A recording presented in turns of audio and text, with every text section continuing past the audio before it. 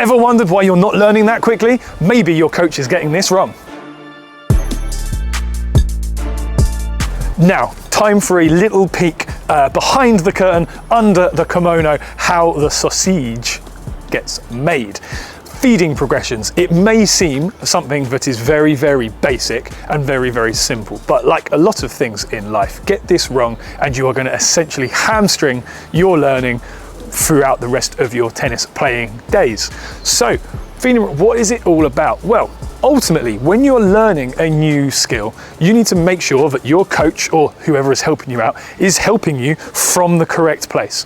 Depending on the skill you are learning and how adept you are at performing it, your coach is going to need to make sure they are standing in the right place and delivering you the right ball to maximize your learning gains. Now, Josh is going to take you through the feeding progression. Josh is going to take you through these feeding progressions now.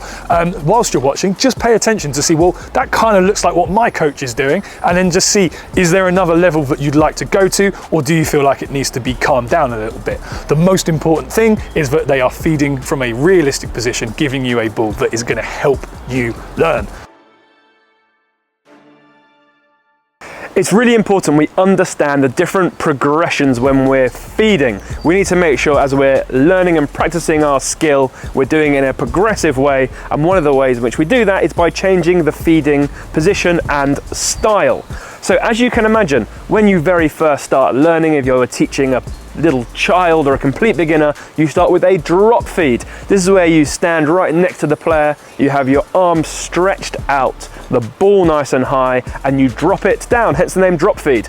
Important note here, you don't want to throw the ball in towards the player. This is something that you'll see quite often, coaches standing to the side and throwing the ball at the player. This takes away the space and makes it very difficult to execute the skill. So we have a drop feed is the first feeding progression. You need to make sure you are dropping the ball at the contact point, and that once you have dropped it, you're stepping back out of the way so you don't get hit. There is also another slight way of doing this. It's called a pop feed, where you step in and instead of dropping down, you pop the ball up to around head height and then step out the way to allowing a little bit more time. Drop or pop, the choice is yours. Now, the next progression is still a throw feed, but instead of it being down or up as a pop or a drop, we're now throwing it towards the player, but from just in front of them. So if imagine they're on the baseline, I would go generally on the tee where the service box and center line meet, and I'd be doing a nice little underarm feed, whichever side we're working on, obviously in this case to the backhand side. I'm doing this in a nice consistent way. Now there's a little bit of ball traveling towards them, and it is the first step after the drop and pop. So once I have done my throw feeds from here, I'm going to move back to the net. It's important to note here that when you start racket feeding, you keep the ball flat, i.e. no spin, no slice, no topspin. We want to keep a nice consistent bounce. Maybe we'll start using some spin as we progress later on through the different feeding progressions, but as we first start with the racket from the net here, we want to keep it nice and flat, almost as if we'd thrown them the ball. And so now I've been racket feeding, so again, nice and under control, a nice feed into that backhand side, where we're going to now start to get a little bit of variability, because your feed is going to be a little bit more inconsistent, but that is part of the progression, and like stages of learning, it is now becoming slightly more challenging to do. We then move, as you can guess, from the net back to the service line the other side. So again, definitely now a racket feed, and with that ball having to have more pace and more variability as it comes over, making it harder and harder to execute the new skill, in this case, that lovely double-handed backhand. And as you've guessed it, the next step from here is to move back to the baseline. Again, I'm starting still just individual balls, basket feeding one at a time from the baseline. Now we're going to get all sorts of variation unless you are the world's greatest feeder. From here, we have to move into a rally feed. So instead of just using a basket and feeding one at a time, we're now rallying, but that coach, that feeder, is playing everything back towards the shot we're working on. So we're going back towards that double-handed backhand every single time.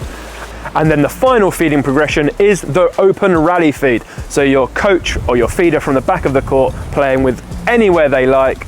So it's high, so that skill is not going to be repeated every single time. You don't know when it's going to come. So when it does come, you can see if it works.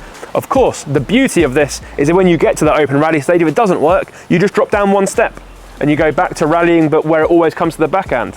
If that doesn't work, you go back another step, another step, another step, and you can go up and down, progress and regress as required to make sure you're learning that new skill, you're practicing and training it to integrate that new double-handed backhand into your game. So if you understand feeding progressions, you're going to find it a lot easier to learn any new skill, but in this case, a whopping great big double-handed backhand. As you said, feeding progressions are so misunderstood and I guess undervalued by so many coaches. There are loads of videos on YouTube, so many coaches out in the world who just launch balls from random positions, random places at these poor players who are desperately trying to learn this new skill, whilst Tennis House is just chucking a ball at them from the side of the court for some reason. It really matters, and it's something that we get trained on in the UK by the LTA on the coaching courses. Feeding location is the most important thing. If you're going to feed someone a ball, it needs to be realistic to the shot they're trying to play. So the important point that you will have noticed in the video is that the player never moves. So there's also a temptation to sort of progress the player back. They start close to make it easier and then move back. But then you are learning the shot from the wrong court position, and again, unrealistic learning isn't going to help you actually integrate the skill into your game. Yeah, I think it's important here to note what you were saying is that, having just watched this video, you'll see that it's pretty simple. How can you get it wrong? Yet people do get it wrong, and I think that's the point that Ben's making, that if you can get this right, it's one of those simple. It's a multiplier. It's not. What's the word? It's simple, not base. It's like. Oh yeah. It's simple, not basic. Yes. Really good. Yeah. It's simplicity. Yes. The genius is, of course, in the simplicity of this. If you can get these steps right in your feeding progressions, you're going to be able to develop loads of shots very quickly. Yeah, that's it. It is a multiplier. It is an accelerator. If you do it right, you can learn quicker than if you do it wrong. Thank you very much for watching. Don't forget to like, share and subscribe so you never miss a thing from PH Tennis.